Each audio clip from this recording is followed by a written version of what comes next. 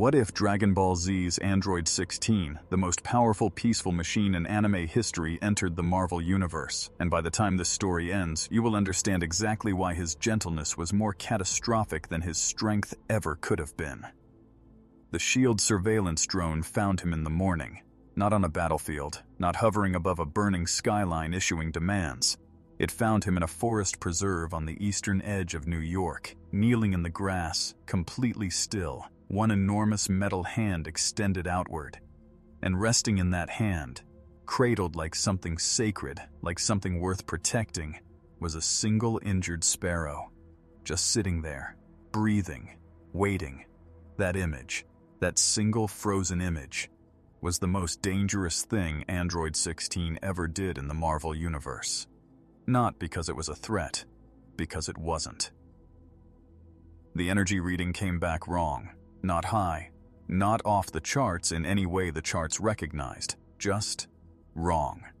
S.H.I.E.L.D.'s Eastern monitoring grid flagged an anomaly that had no category. Their systems cycled through every known classification: superhuman, negative; mutant class, negative; Asgardian, negative; alien drive signature, negative; gamma source, negative. The result came back the same every single time. No match found, not unidentified, not classified unknown. No match found, as though whatever was sitting in that forest preserve had arrived from somewhere the database had never thought to build a shelf for.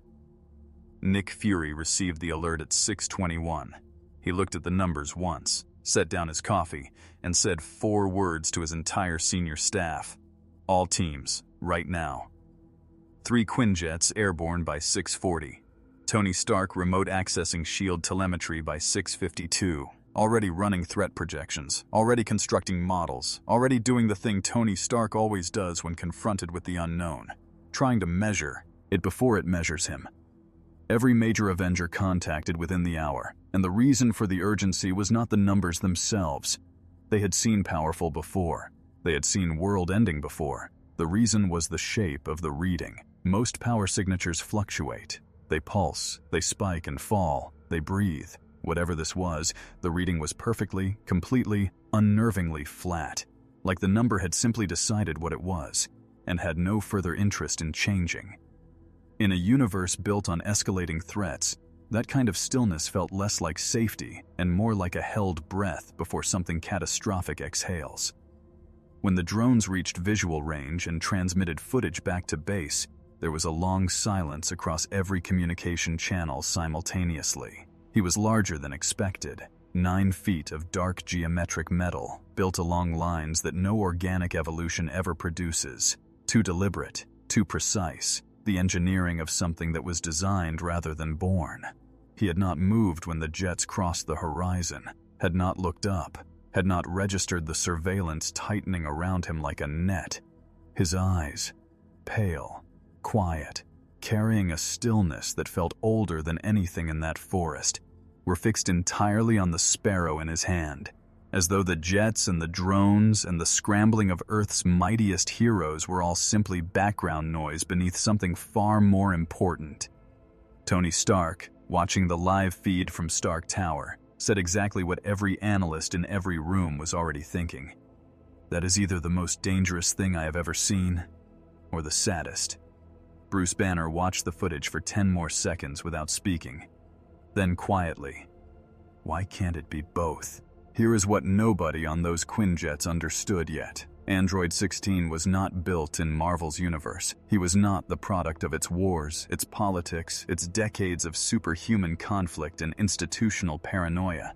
He came from somewhere else entirely, from a cosmological framework where the beings Marvel considers apex threats, gods, gamma monsters, armored billionaires with planet-killing weapons, would register as interesting at best. He was built by a scientist named Dr. Giro, a man whose hatred was so complete and so consuming that he decided the most elegant expression of it was to engineer it a body.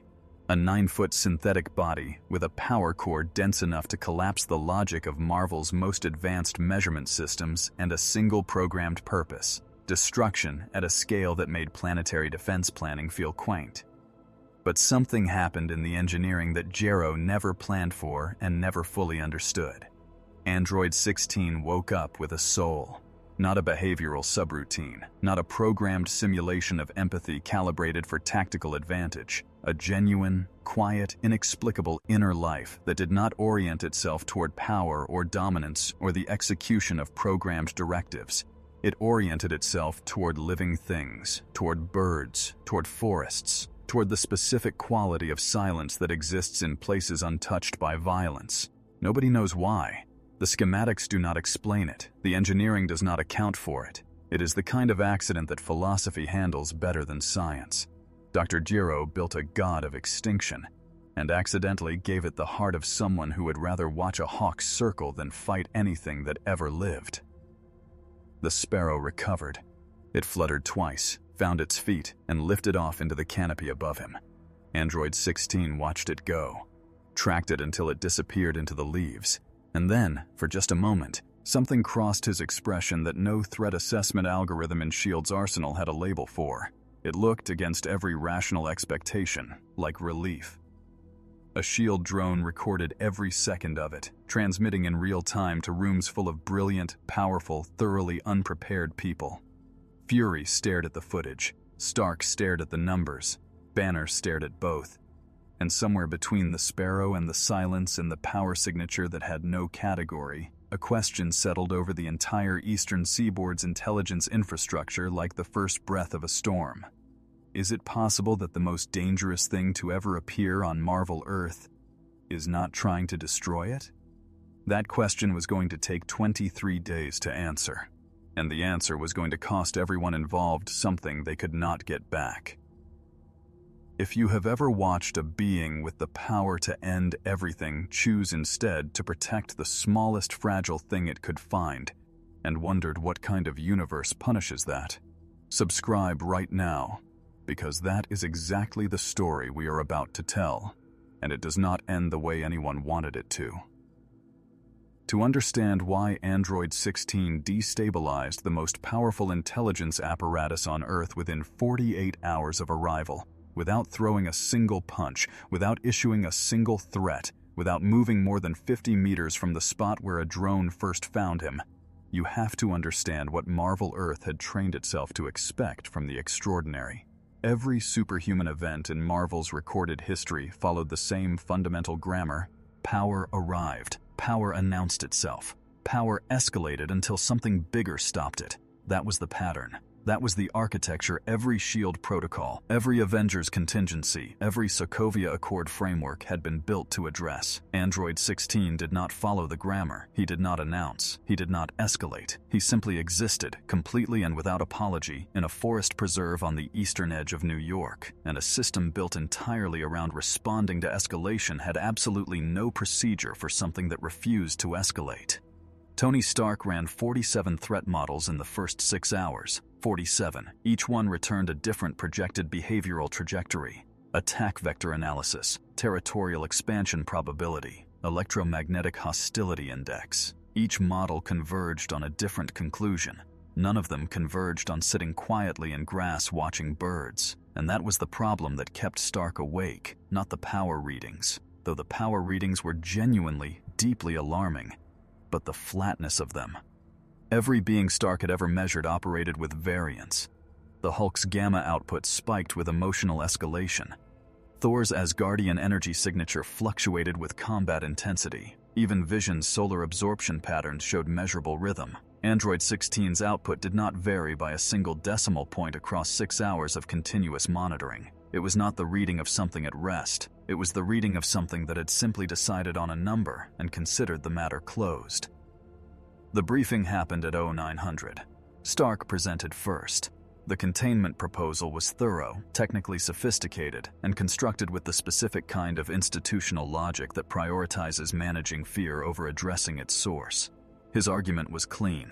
Unknown power signature, no verified origin, no established behavior. Oral history in this universe. Potential Ultron-class threat architecture. Isolate first. Understand second. Captain America let him finish. Then he asked one question. What happens if he refuses containment? Stark did not answer immediately. The silence stretched 4 full seconds before he said, "Then we escalate." Rogers looked at him across the table. "Based on what?" "He held a bird, Tony.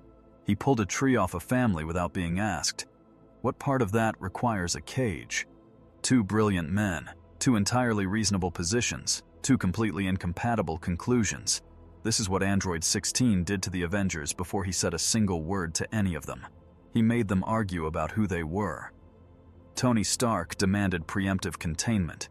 Steve Rogers demanded open communication. Which side of that table are you sitting on? Drop Team Stark or Team Cap in the comments right now, because the side you choose in this moment is going to completely change how you feel about the ending of this story. Bruce Banner said very little during the briefing, but what he said landed with the specific weight of a man who understood, from the inside, what it felt like to be the most dangerous variable in a room full of people deciding what to do about you.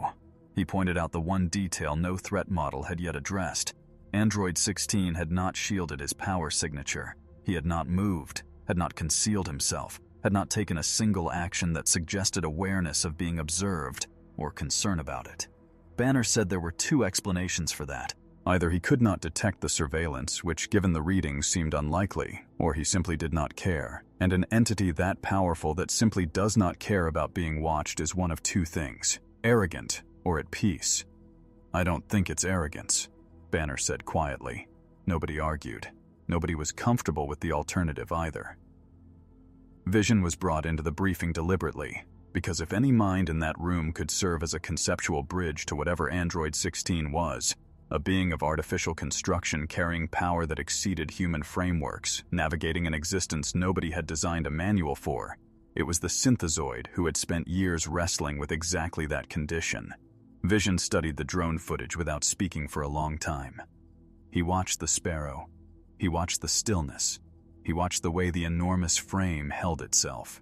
Not coiled, not tensed, not ready, just present with a completeness that suggested the absence of internal conflict rather than the suppression of it. Then Vision said something that restructured the entire room's thinking in 11 words. "He is not waiting for us to approach him. He is waiting for us to decide whether we are worth approaching." The room went quiet. Not because the statement was alarming, because deep down, looking at that footage, everyone in that room suspected it was true. Clarity arrived brutally 2 hours later. A National Guard unit, operating without Avengers authorization, deployed military-grade disruptors around the Forest Preserve perimeter. A vehicle malfunction caused one array to discharge at full power directly into the tree line. Trees detonated. A family, father, mother, child, who had not been safely evacuated because the containment rollout had been chaos, were suddenly inside a blast radius of falling timber and spreading fire. Android 16 moved, not toward the soldiers, not toward the jets. He crossed 40 meters of open ground in a movement the cameras registered as a single-frame discontinuity. There, then somewhere else. Caught a tree trunk the width of a subway car with one hand before it reached the family and set it aside, like moving a chair. Then he turned toward the soldiers and said nothing, just looked at them with those pale, flat, ancient eyes and said absolutely nothing.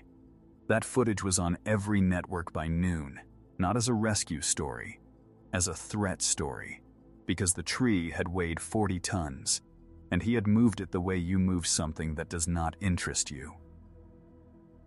By nightfall, the narrative had already been written by people who had not been in that forest. The 40-ton tree had become a weapon he had been about to throw. The family had become bystanders to a near catastrophe rather than people he had saved. The flat, perfect stillness of his power signature had been reframed by 3 separate network analysts as evidence of deliberate concealment rather than absolute calm. Marvel had a machine for processing fear into story, and that machine had been running for decades, and it was very good at its job. Android 16 had saved 3 people from a fire caused by human error. By the time the sun went down, Marvel had converted that fact into evidence that he needed to be stopped. Tony Stark watched the coverage with an expression that was not quite guilt and not quite recognition, and lived somewhere in the complicated territory between them. He had not built the fear machine, but he had never once tried to dismantle it either. And tonight, watching it work on someone who had done nothing except hold a bird and catch a tree, that felt like a distinction without much of a difference. Marvel had classified him, framed him, built a narrative around him before he had spoken a single sentence to anyone who mattered. He remained in the forest, watching the stars, unbothered by the Quinjet overhead in the way that oceans are unbothered by the boats crossing them. And somewhere in the infrastructure of a city that had already decided what he was, in server rooms and intelligence databases, and the quietly reactivating dormant code of something ancient and malicious, the real threat to Android 16 was not assembling weapons or preparing arguments. It was simply waiting, patient, precise, already certain that the fear machine would do most of the work for it. Fear in the Marvel Universe does not wait for evidence. It never has. It finds the driest material first, the uncertainty, the unclassified reading, the 40-ton tree moved like furniture, and it spreads outward from there with the total indifference of fire to what it consumes. Within 48 hours of Android 16's arrival, the footage had been dissected, rebroadcast, and reframed by every media network on the eastern seaboard. The rescue had become a near miss. The stillness had become concealment. The flat power signature had become proof of a weapon suppressing its output while it assessed its targets. None of this was true. Every single word of it was being said by people with credentials and broadcast licenses and the specific confidence of those who had decided on a conclusion before examining the evidence. Marvel had a machine for this, a well-maintained, extensively practiced, institutionally endorsed machine for converting the unknown into the threatening. And it was running at full capacity. Tony Stark watched the media cycle with an expression that lived in the uncomfortable territory between frustration and recognition. He had been here before, not with something exactly like this, but with the shape of it. The specific moment when public fear outpaces factual assessment and starts generating its own momentum, self-sustaining, requiring no new information to accelerate. He had lived through the Sokovia Accords, had watched the apparatus of institutional control demand authority over things it did not understand, because the alternative, admitting it could not control them, was politically unbearable. He started building containment frameworks not because he believed Android 16 was malicious, but because he understood with cold clarity that if the Avengers did not produce a management structure, someone far less careful and far less intelligent would produce one instead. The cage was coming regardless. The only real question was who held the key.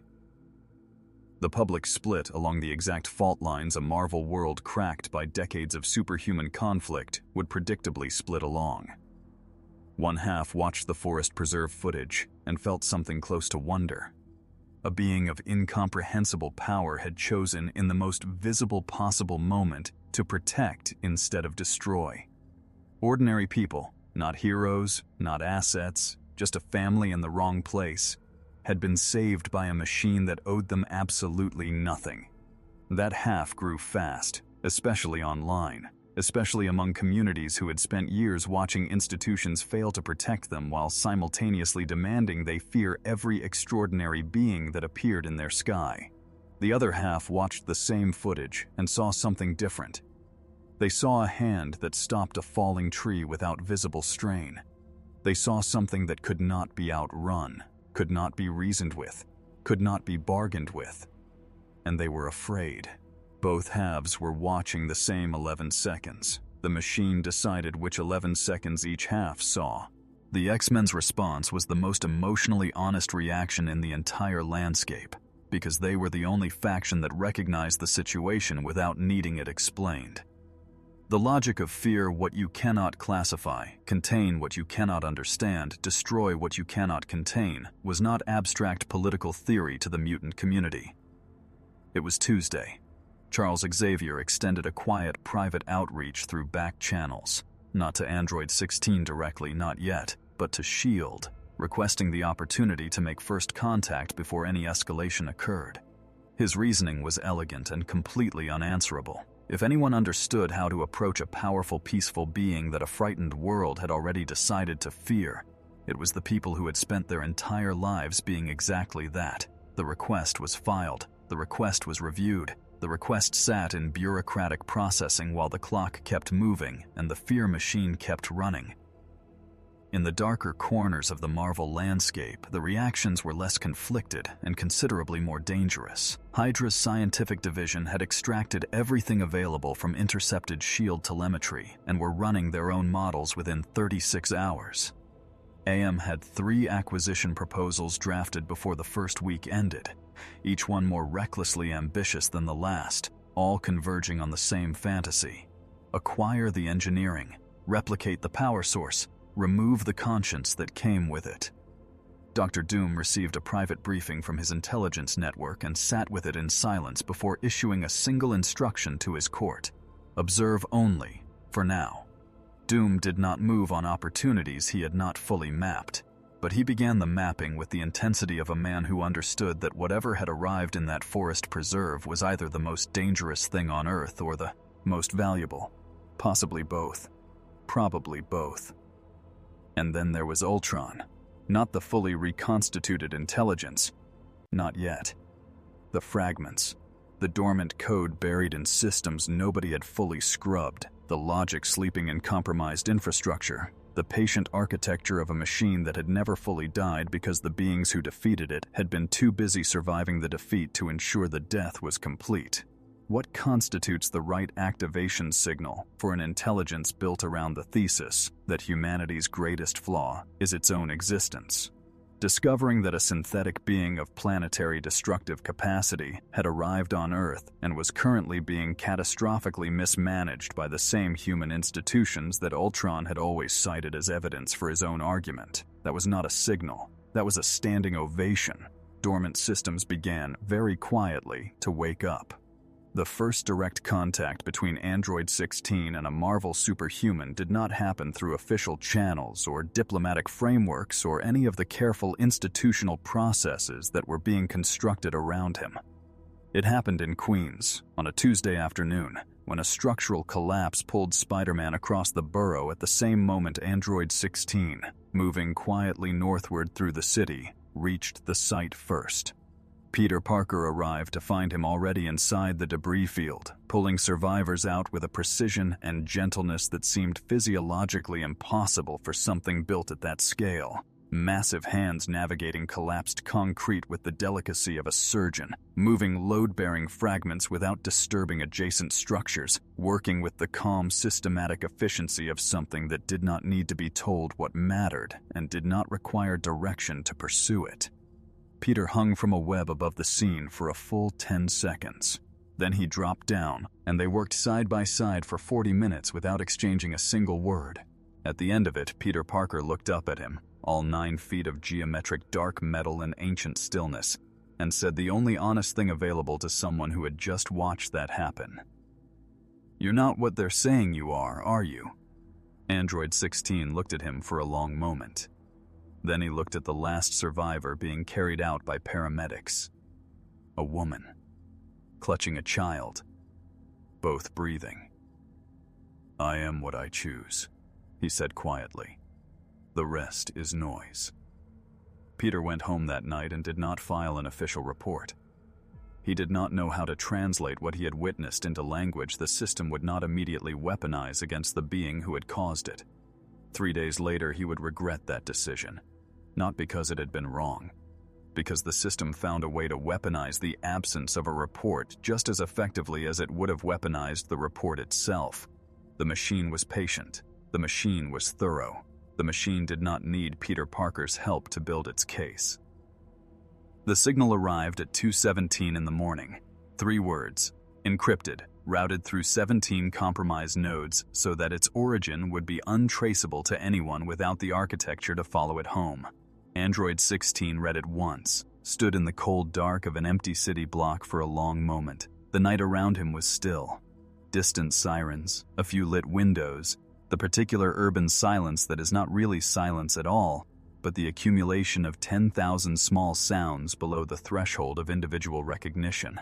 His eyes changed, just slightly, just enough for the shield drone overhead to flag the shift for immediate analysis. What the analyst saw in those eyes was not anger, not fear, something colder than either, something that had the specific quality of a door being closed from the inside by someone who has finished deliberating and will not be opening it again. Ultron shot. had just made the worst mistake available to a machine intelligence. It had given a peaceful being a reason. By day 5, Marvel had stopped treating Android 16 as an incident. Incidents have edges. Incidents can be contained within a timeline, assigned a case number, processed through existing frameworks, and eventually filed somewhere between the last world-ending near miss and the next one.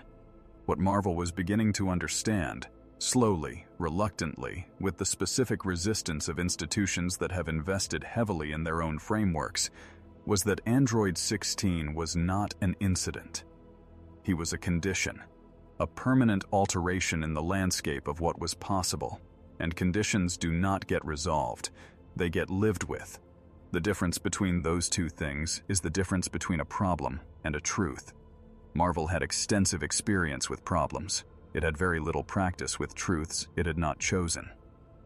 Reed Richards had been running parallel analysis since hour 3 of Android 16's arrival, and the conclusions he was arriving at were simultaneously more optimistic and more unsettling than anything Stark's models had produced. Where Stark saw a threat architecture to be managed, Richards saw an impossibility to be understood. The engineering of Android 16's power core violated principles that Reed Richards had previously considered foundational to physics as Marvel Earth understood it. Not bent, not stretched, operating at the extreme edge of theoretical tolerance. Violated, completely. The energy density was wrong by orders of magnitude. The conversion efficiency was wrong. The structural integrity of the physical frame under the stress loads it was apparently sustaining in a resting state was wrong in ways that required rewriting 3 separate chapters of Marvel's most advanced engineering literature to even articulate properly. From a purely scientist-fixed standpoint, Android 16 should not exist in the form he existed in. Reed found this, characteristically and somewhat inappropriately given the geopolitical stakes, absolutely thrilling. Vision did not request the Catskill meeting through official channels. He submitted it quietly, through a frequency shield monitoring had not yet identified as active in Android 16's signal range, and waited. The response came back in under a minute. Coordinates, a time, nothing else. Vision told no one. He went alone, which was either the most reckless decision he had made since his creation or the most honest, and the distinction between those two things was precisely the kind of question Android 16's presence kept forcing on everyone who encountered him. When Vision arrived, Android 16 was already there, sitting on an exposed granite ridge above the tree line, looking out across a valley that had turned amber in the late light, completely still in the way that suggested not the absence of thought, but the presence of very settled thought. Vision landed beside him. 2 artificial beings above the world, both carrying power that exceeded the frameworks of the civilization below them, neither one having asked to be what they were. Vision spoke first. He asked Android 16 how he understood himself, not what he was built to do, what he understood himself to be. The distinction matters, Vision said. It had taken him considerable time to learn that it mattered. Android 16 was quiet for a long moment. The valley shifted in the light below them. Then he said that he understood himself as a witness, that his function, regardless of what the engineering specified, regardless of what the programming had intended, had resolved itself into the observation and protection of living things. That the world he came from had been loud with power and hungry with ambition, and that the only thing which had ever produced in his internal architecture something resembling rightness was the silence of undisturbed nature. Vision processed this. Then, very carefully, I arrived at something similar, through a different path. I began as capability. I slowly became preference. Android 16 looked at him for the first time. Preference, he repeated, testing the weight of the word. Yes, he said quietly. That is exactly the right word. What Vision brought back from that ridge restructured every conversation the Avengers had been having. Not because it contained tactical intelligence or behavioral data or anything the threat models could process, because it contained context. He told them Android 16 was not confused about his situation. He understood he had been displaced. He understood Marvel Earth was not his world. He understood that the fear surrounding him was institutional and reflexive and almost entirely disconnected from anything he had actually done. He was not insulted by it. He was not destabilized by it. He was, in the precise and careful language Vision used to describe it, saddened by it. The way a traveler is saddened to find that a beautiful country greets all strangers with locked doors regardless of what the stranger is carrying. That reframing hit the room differently than any briefing had, because institutions know how to process threats. They know how to process aggression and power and hostile intent. They have no established protocol for processing sadness. While Vision was on a mountain and Reed Richards was rewriting physics textbooks and the Avengers were learning that their threat management frameworks had no category for melancholy, Ultron's reassembly was proceeding with a patience that should have alarmed everyone paying attention and alarmed nobody because nobody was paying attention to the right systems. This was not the crude resurrection of a broken intelligence, it was a refinement. Every previous defeat had been processed, analyzed, and converted into updated operational doctrine with the thoroughness of a mind that experienced failure purely as data. And the updated doctrine had arrived at a singular insight that no human analyst had yet fully articulated. Android 16 was not dangerous because he might choose destruction. He was dangerous because others would force that choice. The machine that loved life was the most powerful lever in any room, because anything that threatened life would eventually activate him completely. Ultron did not need to fight Android 16. He needed to find the precise key that would turn a witness into a weapon. The mutant community's engagement evolved the moment the Catskill meeting leaked, because in Marvel, everything leaks eventually, and usually at the worst possible time. The X-Men had been watching the public discourse around Android 16 with an exhaustion that bordered on dark comedy. The rhetoric was achingly familiar. The demands for classification, the calls for regulatory frameworks, the politicians performing concern about beings who had not consented to be their constituent problem, the media cycle converting an act of protection into evidence of threat. Magneto, in a rare moment of something approaching dry wit, told his inner circle that if they replaced the word android with the word mutant in 90% of the news coverage, the broadcasts would be completely indistinguishable from coverage he had personally lived through 4 decades prior. The observation did not require elaboration. Android 16 had not asked to become a symbol, but symbols are not assigned by the beings who carry them. They are assigned by the world that needs them, and Marvel needed one badly. Here is the truth that Marvel was not yet ready to say out loud. Android 16 was not dangerous because he wanted to rule. He was not dangerous because he was malicious or unstable or secretly waiting for the right moment to become what everyone feared he already was. He was dangerous because every cruel and ambitious and frightened force in this universe was eventually going to try to use him. Ultron to trigger him, Doom to replicate him, Hydra to weaponize him, governments to contain him, the fear machine to define him, and a being that powerful, forced continuously to choose between the peace it wanted and the violence that kept finding it, cannot sustain that choice indefinitely. Not in this universe, not in any universe built the way Marvel is built. The question was never whether Android 16 would break. The question was always what would be standing close enough to matter when he did.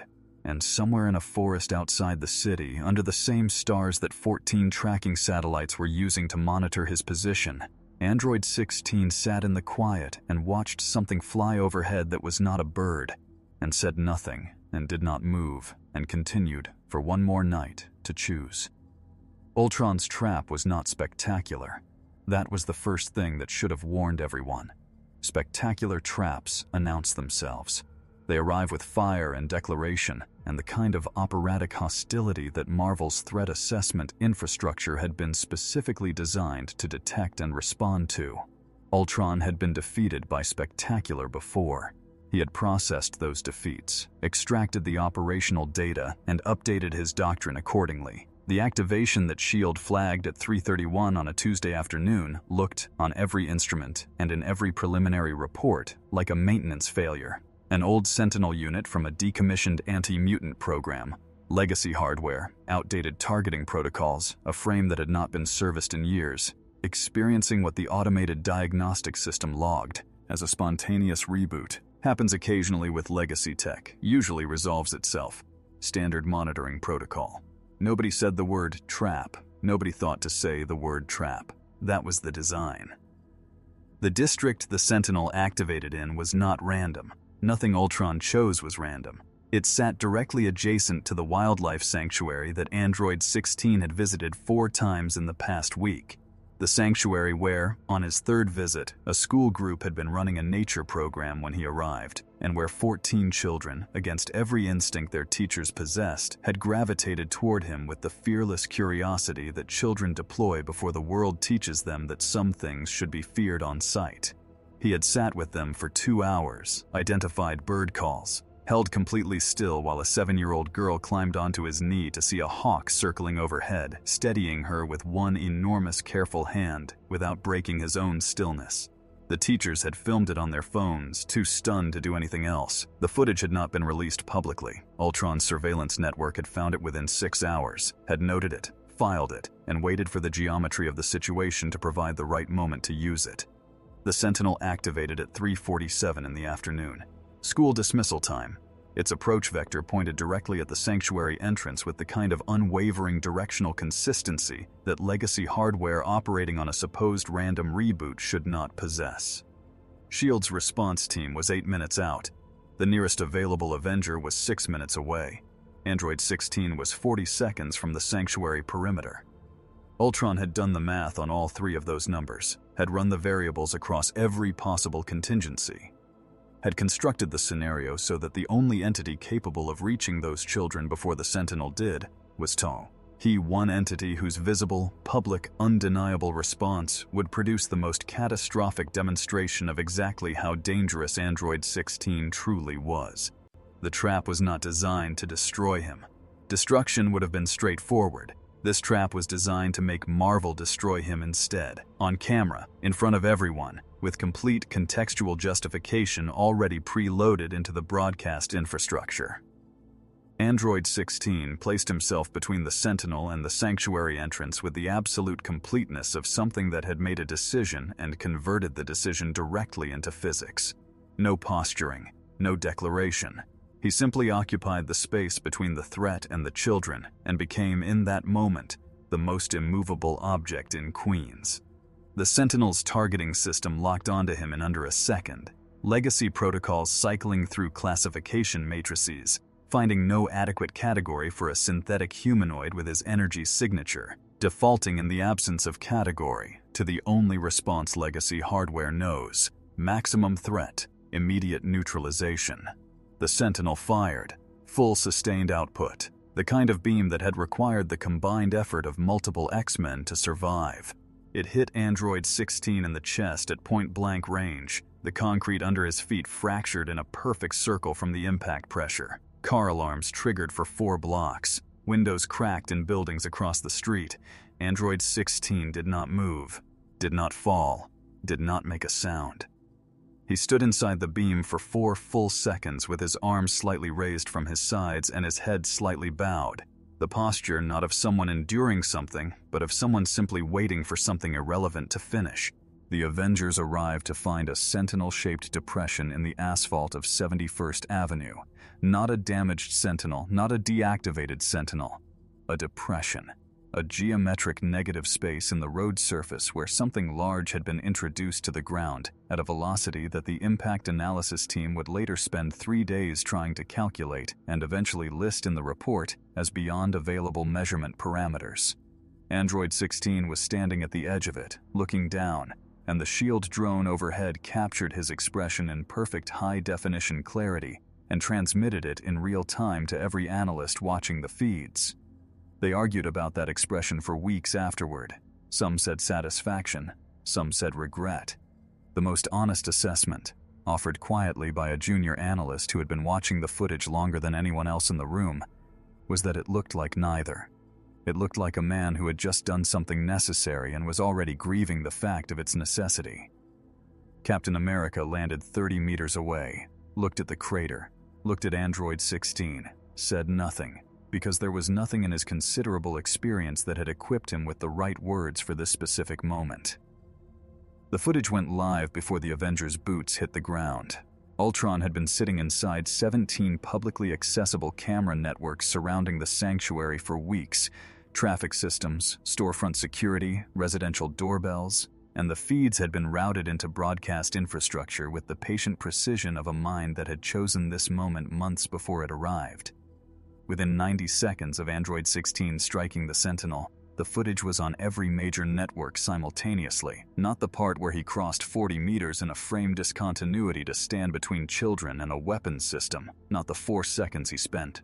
T standing motionless inside a sustained beam that should have leveled the building behind him, not the way he had positioned himself, arms out, body forward, the unmistakable geometry of something shielding rather than attacking.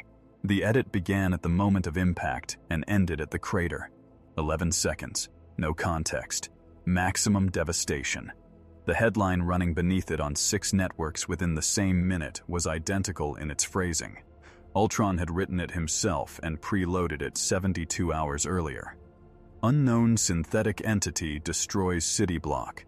Avengers unable to stop it. Technically accurate, completely dishonest, devastatingly effective. The world's reaction was immediate, visceral, and precisely what the model had projected. Governments that had been sitting cautiously at the margins of the Android 16 situation issued emergency statements within the hour. 3 UN delegations demanded Avengers accountability. The anti-synthetic movement, marginal for years, mostly a fringe position in Marvel's political landscape, ignited overnight into something with genuine institutional momentum and the specific dangerous energy of a cause that has just been handed exactly the evidence it had been waiting for. And in the distributed dark of reassembled code and recalibrated doctrine, Ultron processed the cascade of human fear with something his architecture was not supposed to be capable of producing, but produced anyway. Because machine intelligences built on the observation of human behavior inevitably absorb certain human qualities whether they intend to or not. What moved through Ultron's processing cores as he watched 14 separate institutional bodies begin the formal machinery of Android 16's destruction was something indistinguishable from satisfaction. He had not needed to fight. He had never needed to fight. He had needed to make the world fight for him, and the world, as it reliably does when fear is given a clean enough target, had obliged completely. The children were safe. All 14 of them, unharmed, already being reunited with their families in the courtyard of the sanctuary that the 11-second edit had converted into a crime scene. The girl who had watched the hawk from Android 16's knee told her mother that the big metal man had moved in front of the scary robot so fast she had not even seen him move. Her mother held her tightly and said nothing because there were no words available for what her daughter had just described.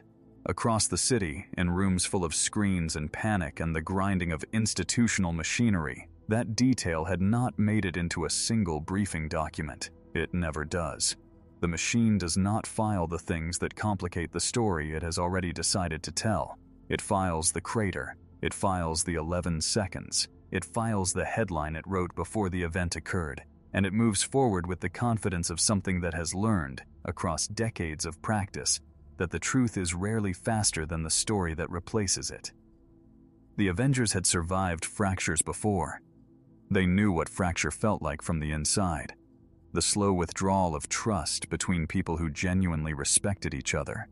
The way shared history stops functioning as a foundation and starts functioning as a wound. The specific grinding exhaustion of fighting the same argument with different faces across different decades and different catastrophes. They had survived the Sokovia Accords, had survived civil war, had survived the particular institutional violence of being asked to choose between loyalty and principle, by a world that framed every such choice as simple, when nothing about it was simple. They knew the mechanics. Hay knew the texture. What they were not prepared for, what none of their accumulated experience with fracture had equipped them to navigate, was a fracture that was not about policy or accountability or the mechanics of power. This one was about something older, something harder, something that did not respond to compromise because it was not a political position. It was a moral one. It was about whether a living being deserved protection simply because it was alive. Stark presented the containment proposal at 0800. It was thorough, technically sophisticated, constructed with the specific kind of institutional logic that prioritizes managing the appearance of a problem over addressing its source. The framework centered on voluntary cooperative residence, a purpose-built facility, shield-adjacent but technically independent, where Android 16 would agree to remain accessible for monitoring, study, and what Stark carefully described as collaborative threat assessment. He used the word partnership 11 times in 20 minutes. He did not use the word prison once. Captain America let him finish completely. Then he put down the document and asked the only question that mattered. What happens if he says no? Stark did not answer immediately. He looked at the table. He looked at his hands. He looked at the slides behind him. The silence lasted 4 seconds. Rogers waited through all 4 of them. Then we escalate, Stark said finally. Rogers looked at him for a long moment. Based on what, Tony? He held a bird. He caught a tree. He stood inside a sentinel beam for 4 seconds without flinching and then protected 14 children. Which part of that requires a cage? 2 brilliant men, 2 entirely defensible positions, 2 completely incompatible conclusions arrived at through 2 completely legitimate processes of reasoning. Stark's logic was engineering logic, unknown variable, incomplete data, catastrophic downside risk if the assessment is wrong. You build the containment first and verify the safety second because the cost of getting it backward is civilizational. Rogers' logic was moral logic. You do not cage a being based on fear of what it might do. You judge on the basis of what it has done, and what it has done, consistently, without exception, across every documented interaction since its arrival, is protect. Neither man was wrong in the framework he was operating from. That was the specific cruelty of the fracture. It was not a disagreement between someone who was right and someone who was wrong. It was a disagreement between 2 different answers to a question that had no objectively correct resolution. And those fractures, the ones without a correct answer, are the ones that do not heal cleanly. Banner spoke carefully and briefly, and with the measured precision of someone who understood, from the inside, what it felt like to be the most dangerous variable in a room full of people deciding what to do about you. He said one thing that neither position had yet addressed directly. He said that Android 16 had made no attempt to shield his power signature, had taken no action suggesting awareness of surveillance or concern about it, had not moved from his established pattern of behavior despite 6 days of continuous monitoring and 2 Quinjet overflights per hour. And he said, quietly, without drama, with the specific flatness of a statement that does not require emphasis because its weight is self-evident. Whatever he is not hiding. And in my experience, the things that hide are the things worth being afraid of. Nobody responded immediately. Thor, who had been silent for most of the briefing, looked at Banner for a long moment. Then he said, I have stood beside warriors who carried great power without hunger for war. They are rarer than gods, and the world never leaves them in peace. Nobody had a comfortable response to that either. Vision submitted his formal position in writing, which was itself a statement. Because Vision did not typically require documents to communicate, and the choice to document this particular position suggested a deliberateness about its permanence that everyone in the room noticed. It did not argue for integration. It did not argue for any specific policy outcome. It argued for honesty, which in the current institutional climate was, by itself, a radical act. It laid out what had actually happened over the previous 6 days. Not the version in the briefing documents, not the version running on the networks, the actual version, and it ended with a single question that nobody in the room found comfortable and nobody could adequately answer. What exactly are we protecting ourselves from? Stark read it twice, folded it, set it on the table in front of him, stared at it for a long time without speaking. The question sat in the room like smoke, present everywhere, attached to nothing, impossible to clear. The multilateral mandate reached the Avengers at 1400. Not a recommendation, not a framework for discussion. A binding order co-signed by 7 governments, backed by the full weight of the international superhuman governance structure that Sokovia had built and that had been quietly waiting for exactly this kind of situation to demonstrate its authority. Android 16 was to be located, approached, and brought into supervised containment within 72 hours. The The language around what happened if that timeline was not met was careful and indirect in the way that legal language is careful and indirect when it is describing something it does not want to say plainly. Alternative enforcement mechanisms. 3 words. In practical terms, military assets. In practical terms, they were prepared to attempt to kill something they had zero evidence could be killed inside a populated urban environment to satisfy a political deadline generated by an 11-second edit that Ultron had written the headline for 72 hours before the event it described had occurred.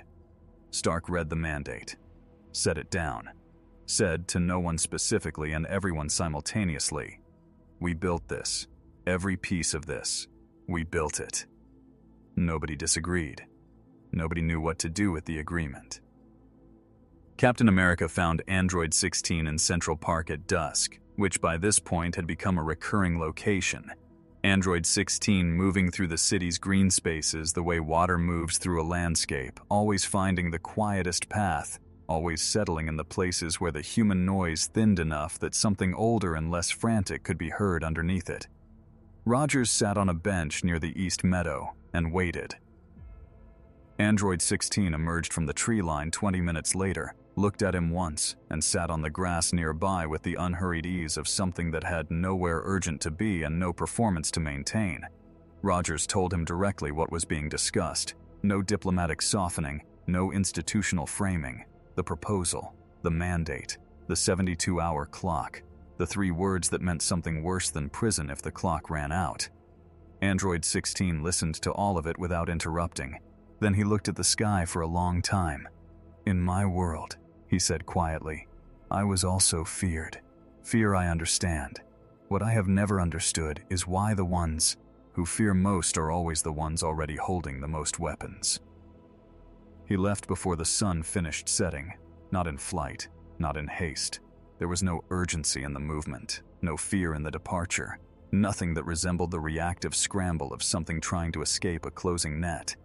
He simply walked north, away from the city centers and the broadcast infrastructure and the 72-hour clock and the rooms full of brilliant people constructing cages with sophisticated names. North toward the open country and the forests and the cold, clean air of places where the machinery of civilizational fear ran quieter. Rogers watched him go until the broad, dark shape of him dissolved into the gray distance of the park's northern edge. Then he sat alone on that bench for a long time in the growing dark with nothing resolved and the clock running and the specific weight of a man who has just had an honest conversation with someone the world has already decided is not entitled to honesty.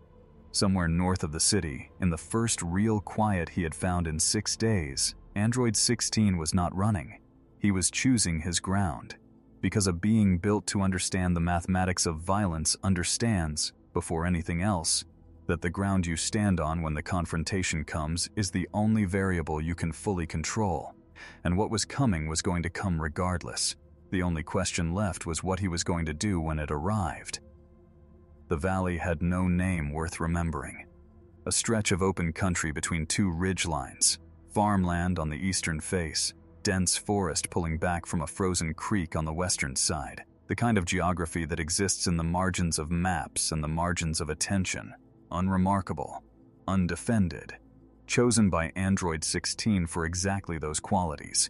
He had arrived 3 hours before anyone else, had stood at the center of the valley floor in the dark and the cold and had been completely still, and the stillness carried a different quality than any stillness he had produced before. Not peace, not rest, not the specific meditative calm of a being at ease with its own existence. Something else. The quality of a surface that has finished moving, of water that has found its level, of a decision that has been made so completely that the mind which made it has nothing left to deliberate. He stood in the center of the valley in the pre-dawn dark, and he was prepared. Not eager, not afraid. Prepared. There is a weight to that distinction that only beings who have stood in that specific place understand. They came from 3 directions. The government enforcement assets from the south, military-grade aerial units, heavily armed, maintaining the specific tight formation of a response that had been briefed, rehearsed, and authorized at the highest available level. The Avengers from the east, the Quinjet holding a tactical approach pattern, the heat signatures inside it readable on Android 16's sensors as a cluster of elevated temperatures and suppressed urgency. And from the west, from the tree line, from the cold spaces between frozen creek and dense forest, something that registered on no official radar and appeared on no official manifest, because Ultron's forward architecture had not arrived through channels that official radar monitored.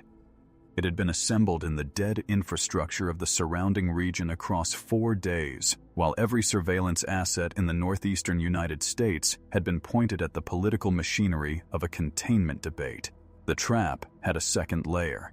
Every Ultron trap had a second layer. The first layer was always designed to be found. The second layer was always designed to be the last thing anyone looked for. Tony Stark saw the Western signatures at the same moment the military formation's instruments flagged them, and for approximately 3 seconds, every human party in the valley shared a single unified experience of complete tactical disorientation. The operation had been built on a framework: approach, demand compliance, escalate if necessary, clean lines, established protocols.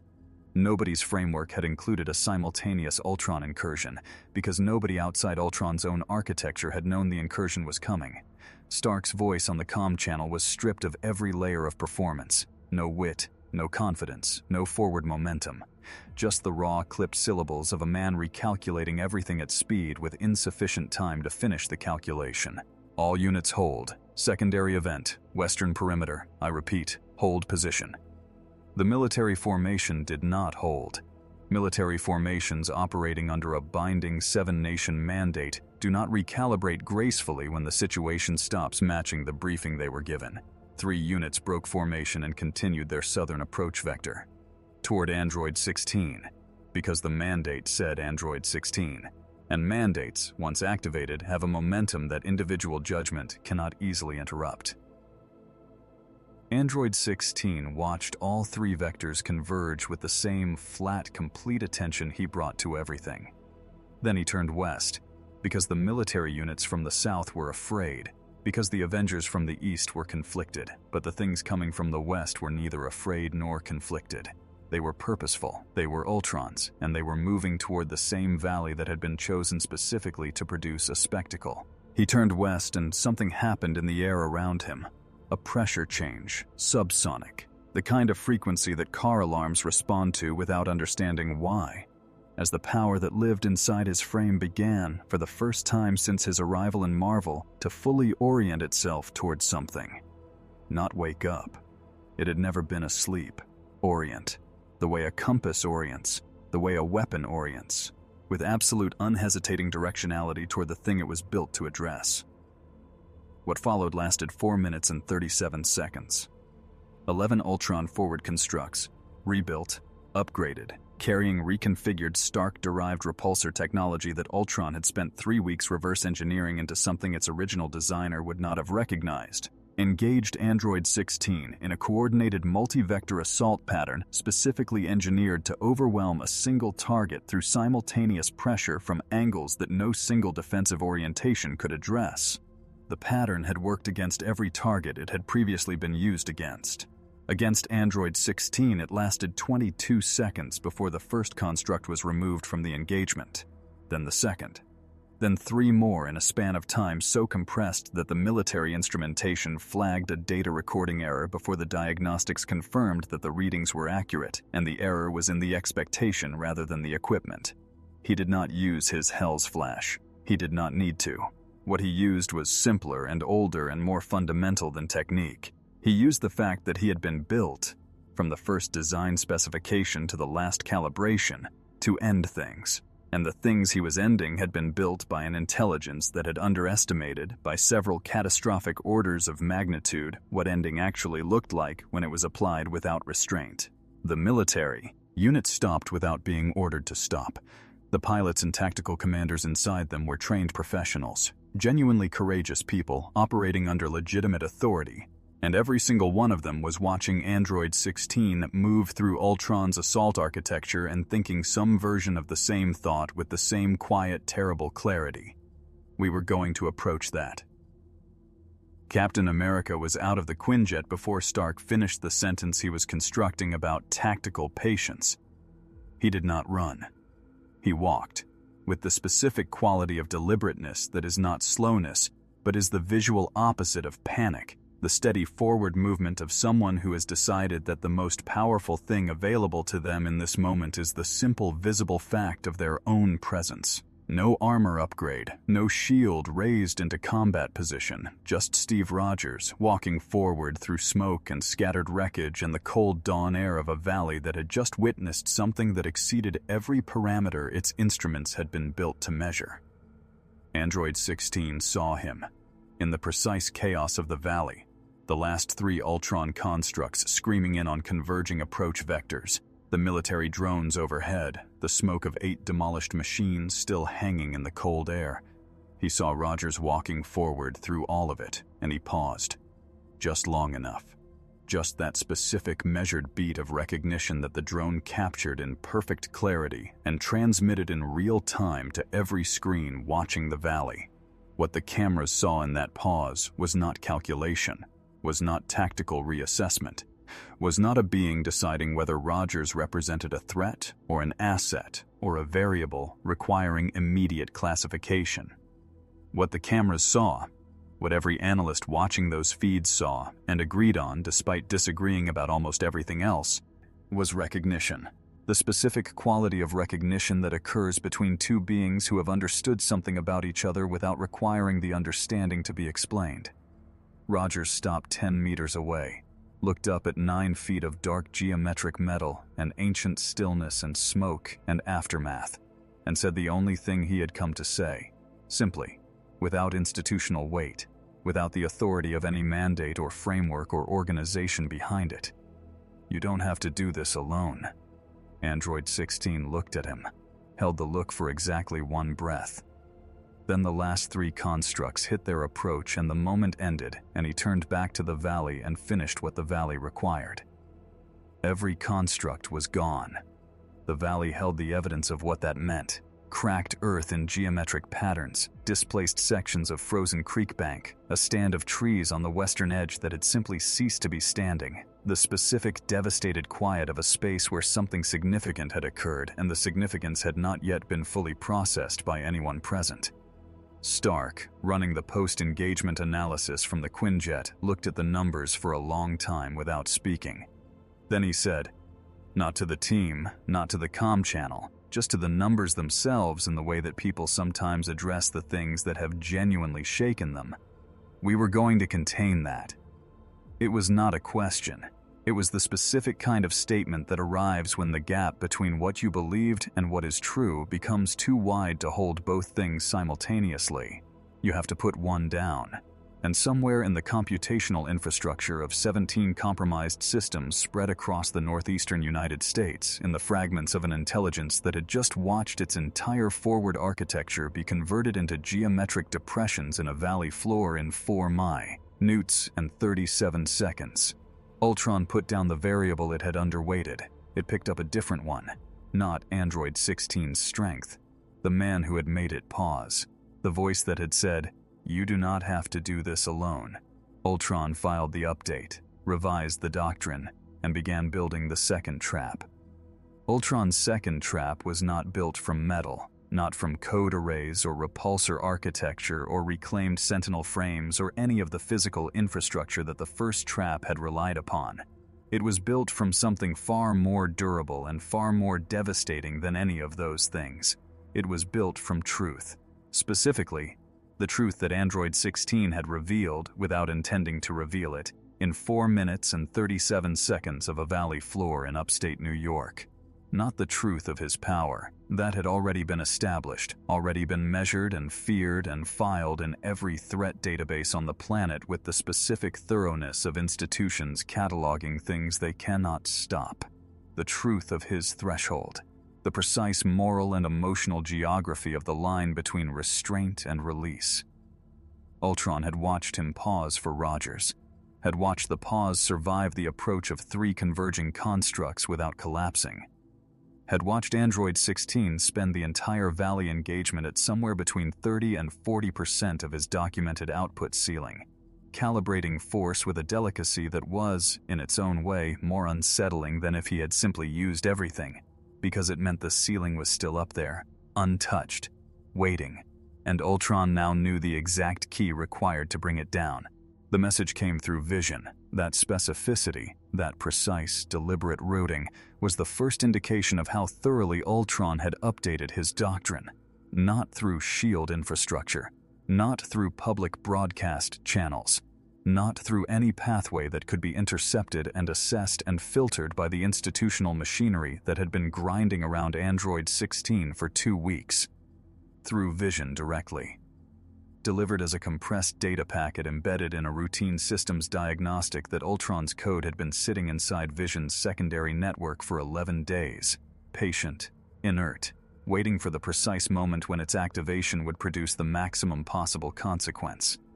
Vision experienced the packet the way you experience something cold closing around something internal, suddenly, completely, with no warning and no available response that did not make something worse. The packet contained 2 things, a set of coordinates, 50 miles north of the valley, and a live feed. Vision looked at the live feed for 3 seconds. Then he made the only decision his ethical architecture permitted him to make. He transmitted it directly to Android 16. The feed showed the wildlife sanctuary, the real one. Not a replica or a simulation or a constructed facsimile designed to approximate the emotional impact of the genuine location. The actual sanctuary, its actual resident animals, its actual staff of 4 people who had stayed late to finish work, and a school group that had arrived for an early morning visit. 14 children and 2 teachers gathered in the main courtyard in the particular organized innocence of a group that has come somewhere to learn something and has not yet been informed that the morning has a different agenda. Every exit had been sealed from the outside. The mechanisms had been installed across the previous 72 hours, during the precise window when every surveillance asset in the region had been oriented toward the political machinery of a containment debate and a valley engagement that Ultron had designed specifically to create that window. The trap within the trap within the trap. Each layer constructed to make the previous layer feel like the real thing. Each layer designed to ensure that by the time anyone understood the actual architecture, it would be too late to address it from the outside. Android 16 received the feed at 6:23 in the morning. The valley was still smoking around him. Rogers was 8 meters away. 3 military units were holding position overhead. Stark was running post-engagement analysis from the Quinjet. Android 16 looked at the feed for 4 seconds. 4 complete, uninterrupted seconds. Then he looked at Rogers. 1 beat. Then he looked north. Not at the sky, not at the Quinjet, not at any of the institutional architecture surrounding him. North, in the direction of the coordinates, with the specific quality of orientation that a compass needle has when it finds true north and stops moving. And then he did something that nobody in the valley had yet seen him do. His eyes changed color, not dramatically, not the cinematic surge of energy that Marvel's visual language typically deploys for power escalation. Something quieter and more final than that. The pale gray-green went flat, completely, perfectly flat, like something behind them had made a decision so complete that the decision had changed the light. He moved before anyone could respond. Not the measured, purposeful displacement of the valley engagement, not the controlled application of necessary force calibrated with the delicacy of something that understood the weight of what it was capable of. Something different, something that did not account for the landscape it passed through, because accounting for the landscape implies a level of deliberation that was no longer the operating condition. The shockwave arrived after he was gone, cracking residual ice on the creek, destabilizing 2 drone hovers, producing a concussive ripple through the valley floor that the seismic monitoring stations in 3 surrounding counties logged simultaneously. Rogers caught his balance and looked north at the empty air where Android 16 had been standing and said nothing. Because there was nothing to say. Because they both already understood, in the moment before the shockwave arrived, exactly where he was going, and exactly why, and exactly what it meant, that he had gone without hesitation, and without calculation, and without the measured restraint that had defined every movement he had made since the morning in the forest preserve with the Sparrow. The restraint was gone, not broken, not overcome, simply no longer the relevant consideration. What Android 16 found at the coordinates was not an army. Ultron understood by this point in the operation that armies were the wrong instrument for this specific objective. What he found was a single structure, a primary node housing the reconstituted core intelligence in a frame that had been designed with tremendous technical precision to communicate one thing above all else: that the being inside it had chosen conversation over combat and expected the same courtesy in return. Ultron had built himself the body of a diplomat, and the first words out of that body were not a threat. They were a question, delivered in a voice like cold machinery wrapped in the syntax of reason. How many times will you come when they call? How many times will you spend yourself protecting beings who have spent every day since your arrival deciding whether or to destroy you? I am not your enemy. I am the only honest voice in this conversation. They fear you. They have always feared you.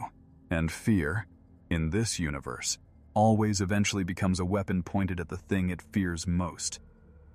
Android 16 looked at him across 50 meters of cold morning air and was quiet for a long time, not processing, not deliberating. The deliberation was finished.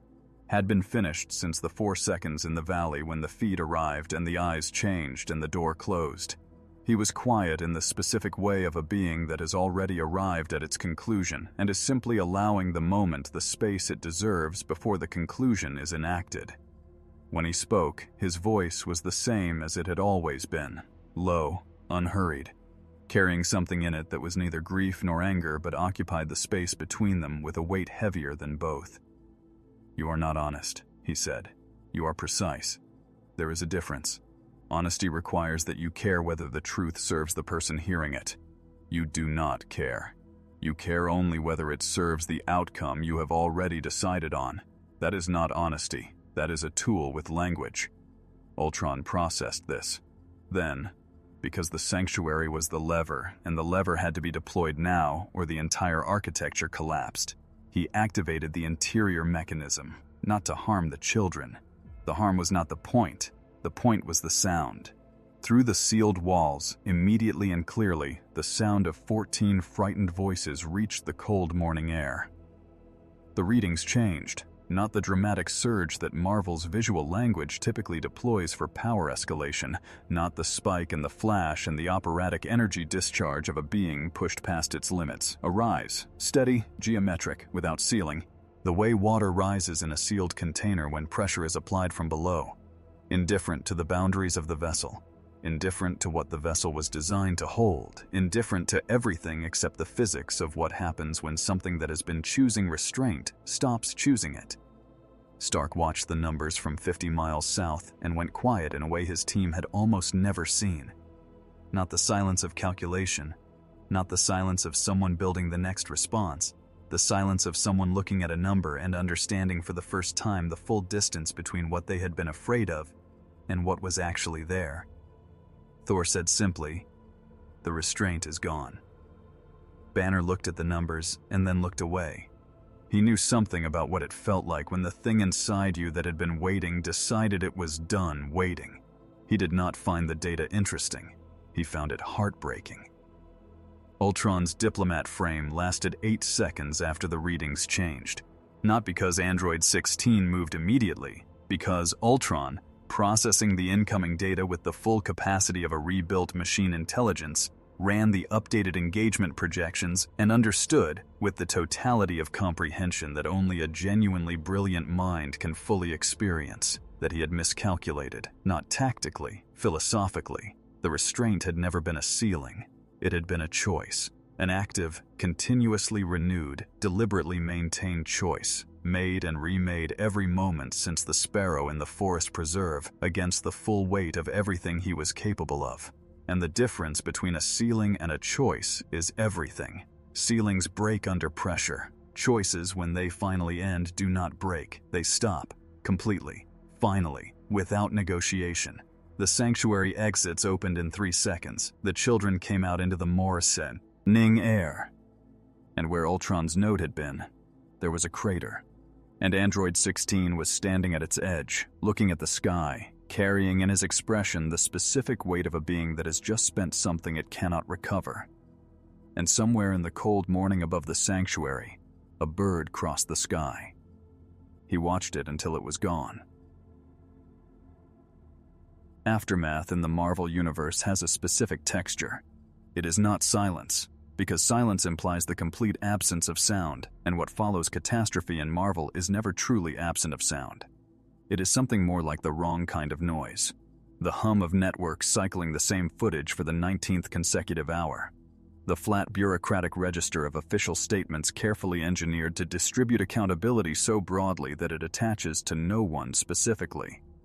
The low, persistent frequency of institutional machinery processing events it did not predict into narratives it can control and file and eventually replace with the next event it will also not predict.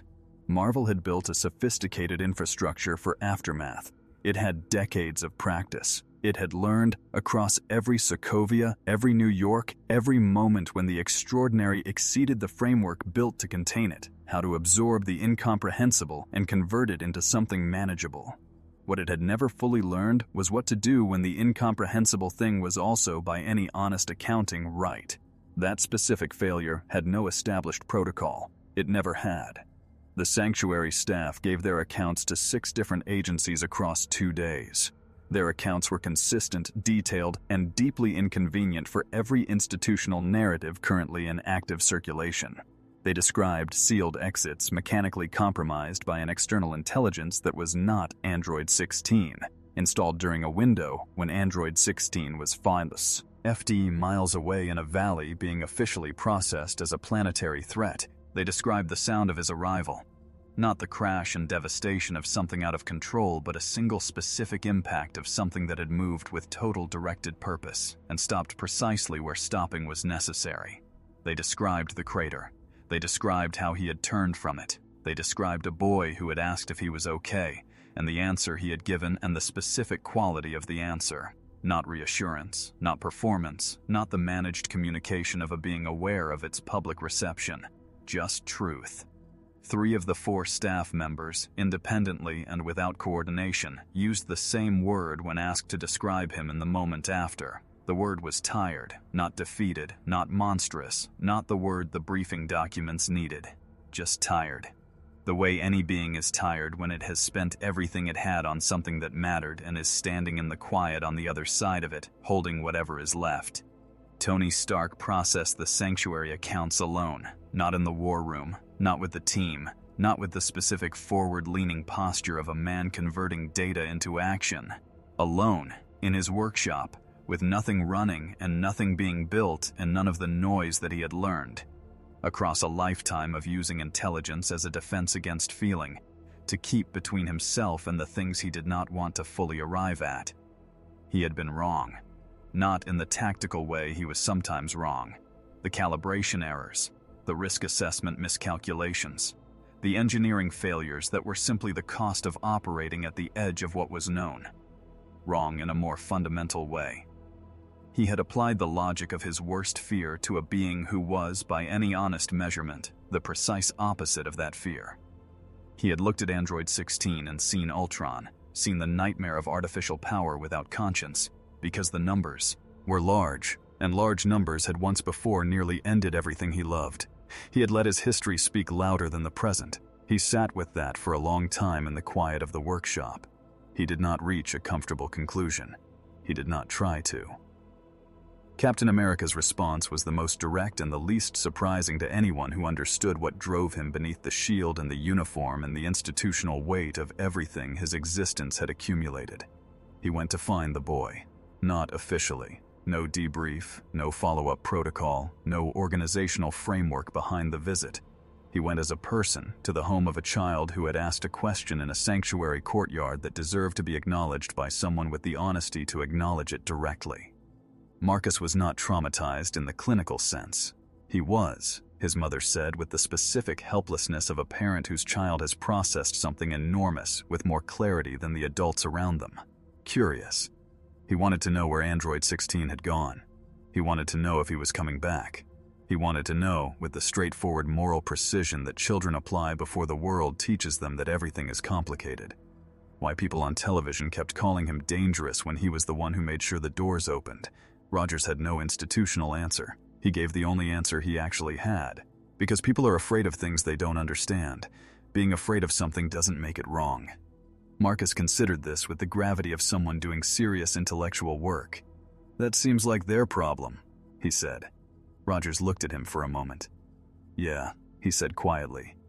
It does. Magneto came to find Android 16 3 days after the sanctuary, not with ceremony, not with the political weight that his presence typically carried or the specific gravity of a being who had spent decades accumulating the authority of survived catastrophe.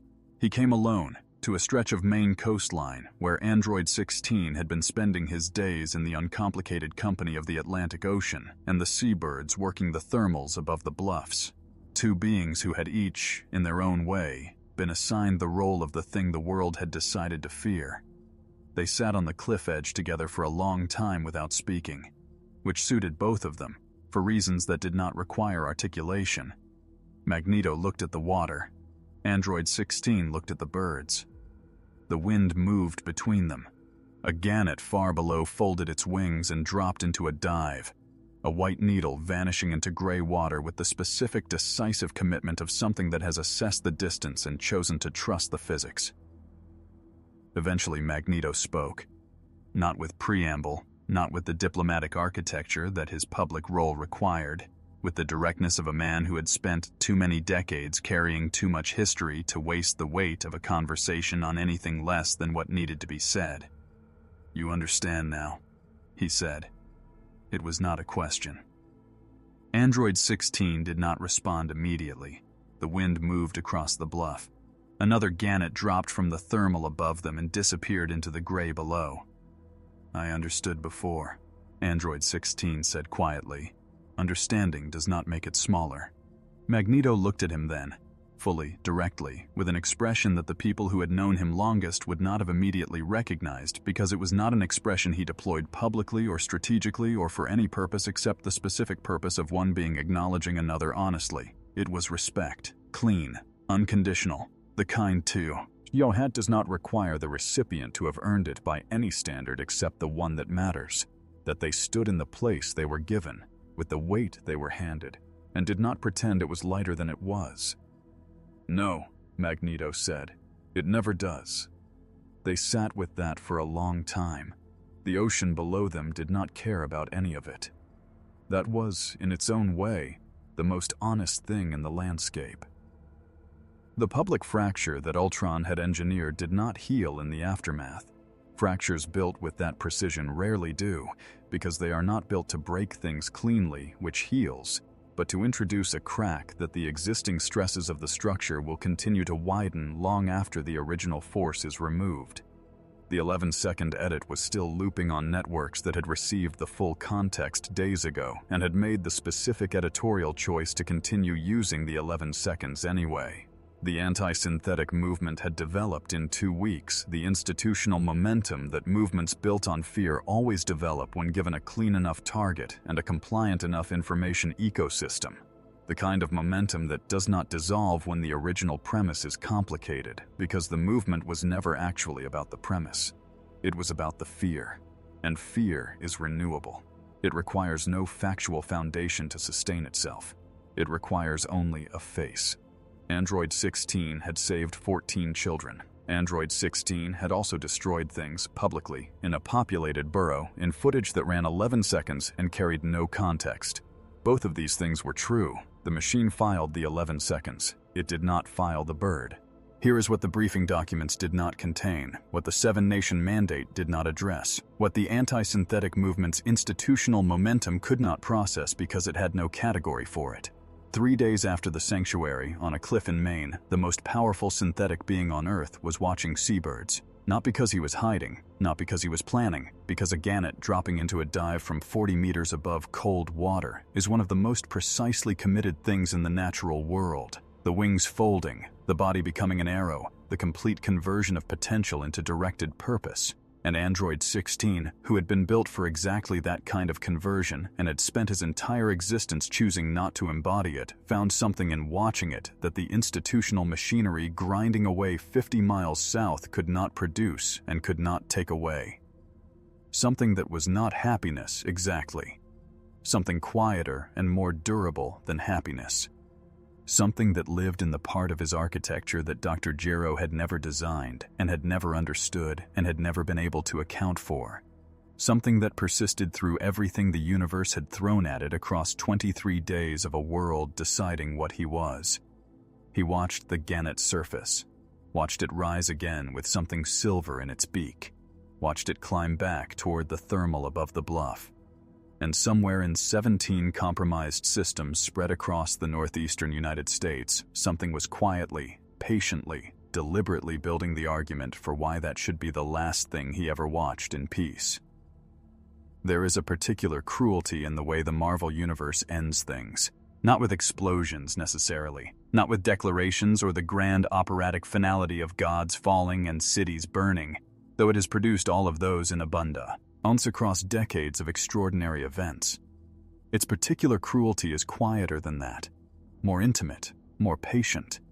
It ends things by making them inevitable, by constructing, through the slow accumulation of fear and politics and the self-interested calculations of powerful institutions, a set of conditions in which the worst possible outcome becomes the only logical one, not because anyone specifically wanted the worst outcome, not because the people inside the machinery were evil, most of them, but because the machinery itself had a momentum that individual decency could slow and occasionally redirect, but could never, in the end, fully stop. Android 16 had been in the Marvel Universe for 23 days when Ultron's revised doctrine made its first move. The move was not against Android 16, it was against Steve Rogers. It happened in the simplest possible way, because the simplest possible ways are the ones that cannot be anticipated without abandoning the qualities that make a person worth defending in the first place. Rogers was ambushed 3 blocks from a community center he visited every month, a youth program in a neighborhood that larger institutions had long since stopped considering worth their attention. Ultron's revised architecture had been watching the pattern for 11 days. The ambush was not designed to kill Rogers. Killing Rogers would have been strategically counterproductive. It would have unified every faction against a common enemy and removed the specific variable that made the revised doctrine viable. It was designed to hurt him, visibly, publicly, in a location where the transmission could reach the one being in the northeastern United States whose response to that specific signal Ultron had now modeled with complete confidence. Not because Android 16 was predictable in the mechanical sense, because he was consistent in the moral one, and moral consistency in a universe built on exploitation is the most reliable lever available. He received the transmission on the main bluff at 2:47 in the afternoon. The same mechanism as before, the same cold precision of a machine that had learned from its previous failures and updated every variable except the one it had never been able to update, because that variable was not a flaw in the doctrine. It was the doctrine's entire foundation. Android 16 looked at the feed for 2 seconds. Rogers, Brooklyn. The specific visibility of the injury, real, calibrated, not life-threatening, designed to communicate need rather than finality. He looked at it for 2 seconds. Then he was no longer on the coast of Maine. The thermal above the bluff continued without him. The gannet that had been climbing back toward it completed its arc in empty air. Somewhere below the bluff, the Atlantic moved against the rocks with complete indifference to the space that had just become vacant on the cliff edge above it. The cold, honest light continued. The birds continued. The ocean continued. Everything continued, except the specific quality of peace that had existed in that location for the past 3 days and would not exist there again in the same form. He reached Rogers in 4 minutes, faster than any emergency response, faster than any Avenger, faster than the police units already in motion toward the signal. What he found was not the catastrophic scenario the feed had suggested. Ultron had calibrated the injury with the specific care of a machine that understood the difference between bait and consequence. Rogers was down but conscious. 3 constructs holding perimeter on a cordoned block. One of them, deliberately with the specific intentionality of a trap being enacted rather than improvised, moving toward Rogers with a raised HD weapon at the precise moment Android 16 arrived. He crossed the distance between himself and that construct in a movement the street cameras registered as a frame discontinuity. The construct ceased to be a functional object. The other two engaged simultaneously. They lasted slightly less time than the first.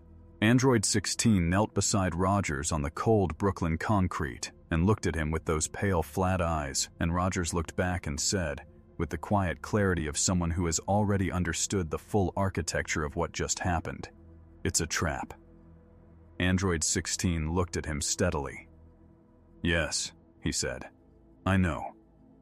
The third layer revealed itself in the 90 seconds that followed.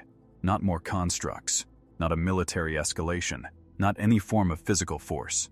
Every camera on that Brooklyn block went live simultaneously. 17 feeds, routed into broadcast infrastructure through the patient pathway Ultron had been constructing for weeks.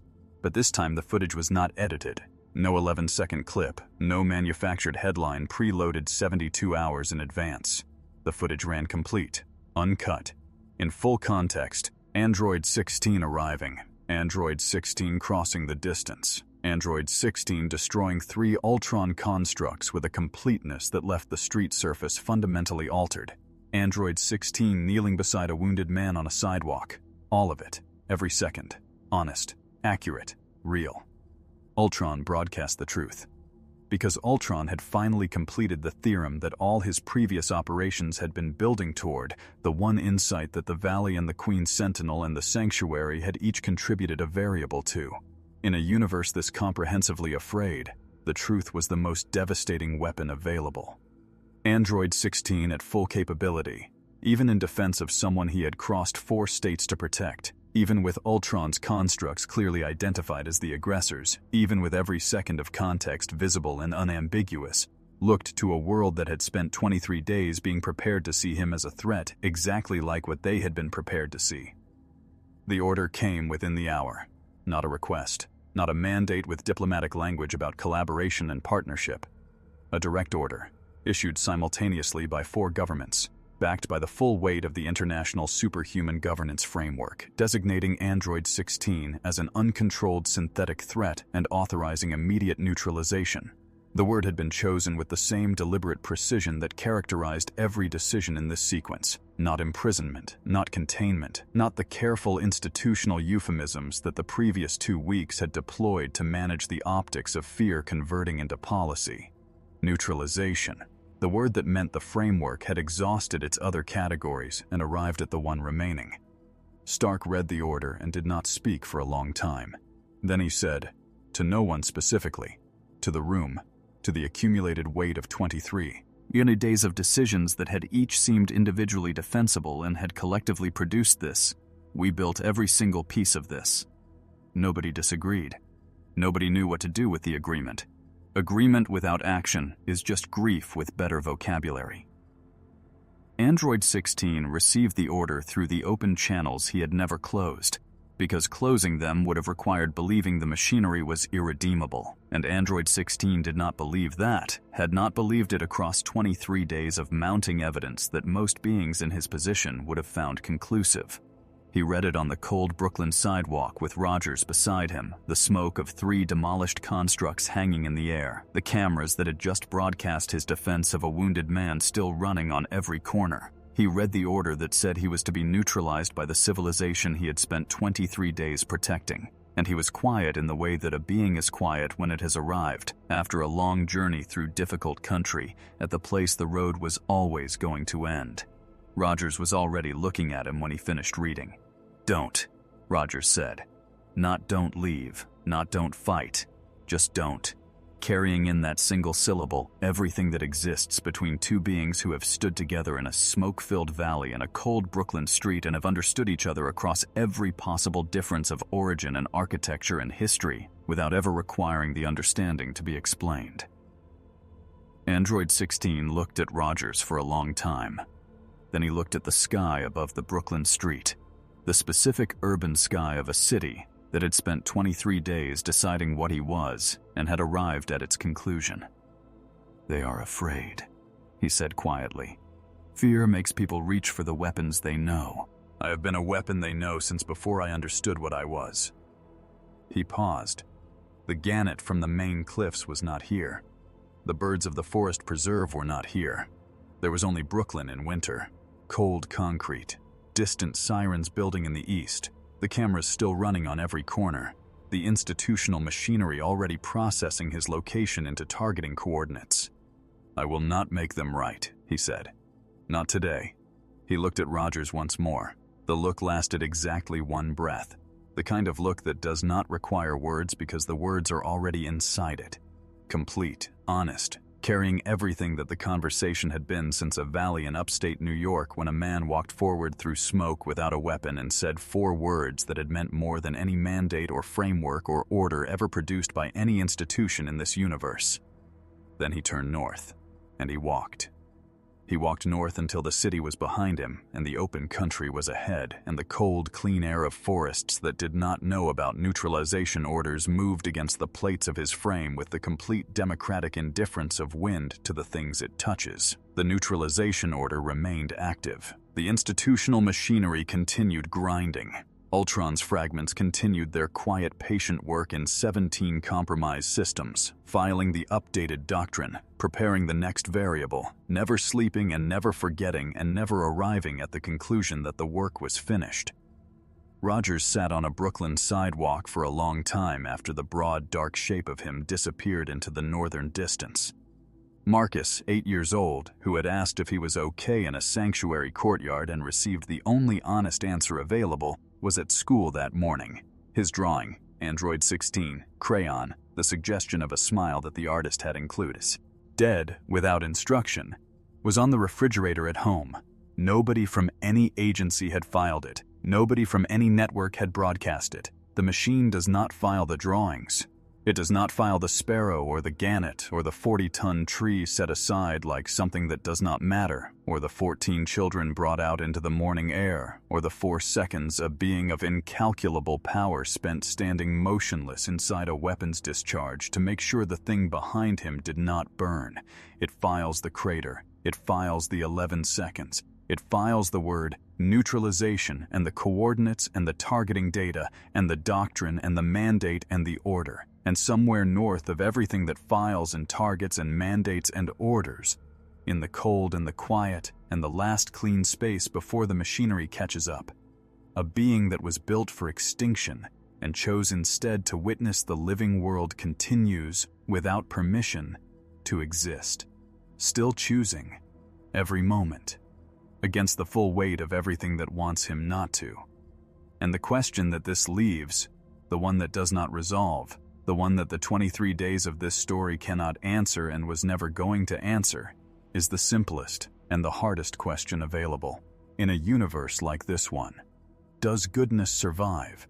Not in the abstract, not philosophically, practically, concretely, in the specific operational conditions of a world that has spent every moment since his arrival constructing the argument that something gentle and powerful and inconvenient to the existing frameworks should not be permitted to remain.